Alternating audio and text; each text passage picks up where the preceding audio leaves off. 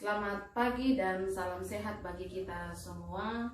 Sebelum kita memulai kegiatan kita pada pagi hari ini, saya mengajak kita semua untuk bersekutu membaca dan merenungkan firman Tuhan yang terambil dari kitab Perjanjian Baru, pertama Petrus pasal 2 ayat 1 sampai 10. Namun sebelum itu mari kita berdoa. Kami bersyukur kepadamu ya Allah Bapa kami yang ada di sorga, oleh karena Engkau Allah yang begitu baik dan setia bagi kami.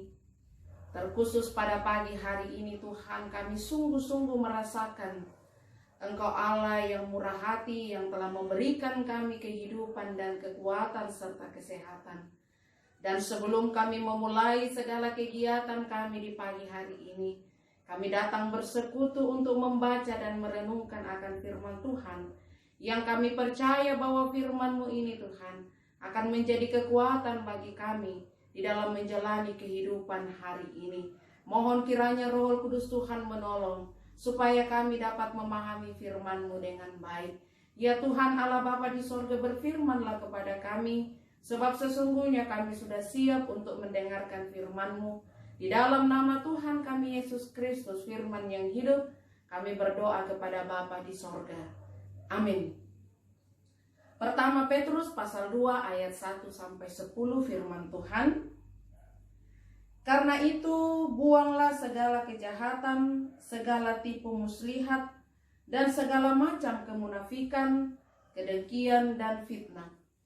Dan jadilah sama seperti bayi yang baru lahir, yang selalu ingin akan air susu yang murni dan yang rohani, supaya olehnya kamu bertumbuh dan beroleh keselamatan.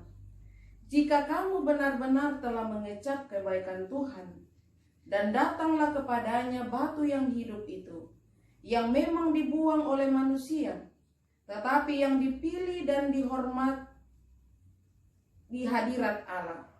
Dan biarlah kamu juga dipergunakan sebagai batu hidup untuk pembangunan suatu rumah rohani, bagi suatu imamat kudus, untuk mempersembahkan persembahan rohani yang karena Yesus Kristus berkenan kepada Allah.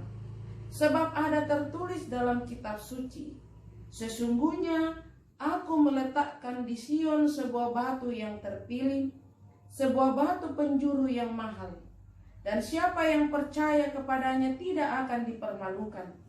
Karena itu bagi kamu yang percaya, ia mahal. Tetapi bagi mereka yang tidak percaya, batu yang telah dibuang oleh tukang-tukang bangunan telah menjadi batu penjuru, juga telah menjadi batu sentuhan dan suatu batu sandungan.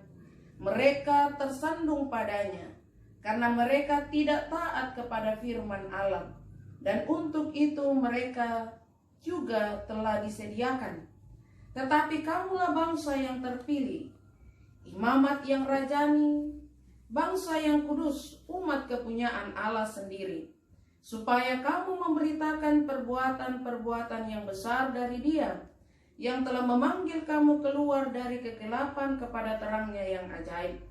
Kamu yang dahulu bukan umat Allah, tetapi yang sekarang telah menjadi umatnya, yang dahulu tidak dikasihani, tetapi yang sekarang telah beroleh belas kasihan. Amin. Yang berbahagia ialah setiap kita yang mendengarkan firman Tuhan, yang merenungkan, bahkan sungguh-sungguh memberlakukan firman Tuhan dalam sepanjang kehidupannya. Saudara-saudara yang dikasihi oleh Yesus Kristus, perikop bacaan kita pertama Petrus pasal 2 ayat 1 sampai 10. Oleh renungan harian Toraya diberikan tema, jadilah batu yang berharga. Untuk menjadi pribadi yang utuh mengikut Yesus, sesungguhnya tidaklah mudah, karena membutuhkan kekuatan dan komitmen yang utuh dalam menjawab tantangan kehidupan, yang akan segera datang dengan berbagai macam cara untuk menjatuhkan kehidupan kita. Jika demikian yang kita akan hadapi, lalu apa yang harus kita lakukan? Dalam ayat 4 ditekankan bahwa datanglah kepadanya batu yang hidup, yang dibuang oleh manusia, tetapi dipilih dan dihormati di hadirat Allah. Dan biarlah kamu juga dipergunakan sebagai batu hidup untuk pembangunan suatu rumah rohani, bagi suatu imamat kudus, untuk mempersembahkan persembahan rohani yang karena Yesus Kristus berkenan kepada Allah. Pada penekanan pertama kita dapat menerima gambaran bahwa sesuatu yang tidak berharga di hadapan manusia ternyata berharga di hadapan Allah. Jika ternyata tindakan Yesus tidak dihargai dalam kemanusiaannya di hadapan manusia, justru mendapat penghargaan dalam kealahannya. Oleh karena itu, saudara-saudara yang dikasihi oleh Yesus Kristus, kita pun diajak untuk menjadikan kehidupan kita sebagai batu yang hidup terhadap orang lain, agar orang lain dapat mengenal kehidupan yang baik dalam Kristus. Karena itu sangat penting bagi kita untuk tetap menjaga kehidupan agar tetap bersih dari dosa, sehingga kita tetap memiliki keyakinan akan semua janji Tuhan dalam firman-Nya. Dan jadikanlah firman-Nya sebagai pondasi yang kuat untuk membangun iman kita. Selain itu, jadikanlah hidup kita sebagai batu yang hidup untuk selalu menghidupkan harapan-harapan besar dalam kehidupan manusia yang tidak memiliki harapan. Yesus adalah kekuatan kita. Ia telah bangkit sebagai batu yang hidup dan telah memberikan kehidupan bagi yang percaya.